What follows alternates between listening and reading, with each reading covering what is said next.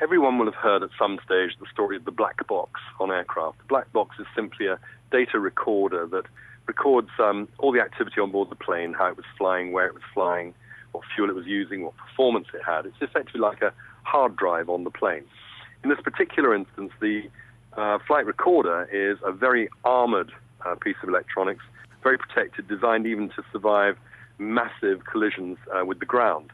In this case, it would appear the aircraft went into the sea, but even so, at high speed, that will have been a significant impact.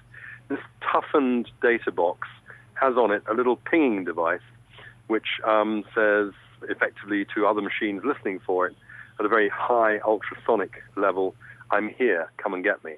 Now, the battery for one of those units lasts for approximately a month. I've heard the manufacturers say that they think it would last for about 35 days or more. And it's the pings from that battery-powered unit that are being looked for by the Australians, the Chinese, and everybody else involved, including the Royal Navy. So it's listening out for a tiny mechanized ultrasonic signal. And if they can latch onto that, then they'll be able to confirm where the flight recorder is. But then they begin the really tough business of a very, very deep sea dive and locate to try and bring the flight recorder back. It's been done. It's been done at greater depths. It was done for South African Airways jet at greater depth. It was done for the Air France that was lost off of Brazil. So the flight recorder, if and when it's found, is really the only insight that we're going to have on where this plane went, even if we don't know why.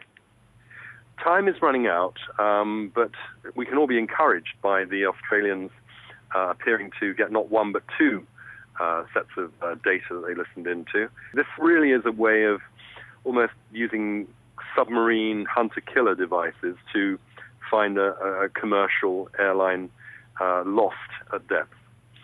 One of the issues with listening is that you need good sea conditions. I see from recent television coverage that the Southern Ocean is behaving itself at the moment. It can be a very rough place. The listening device requires to be towed at about 3 knots.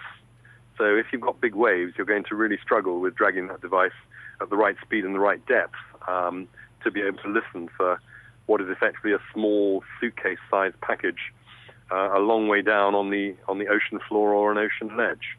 It's going to be looking for the proverbial needle in an oceanic haystack.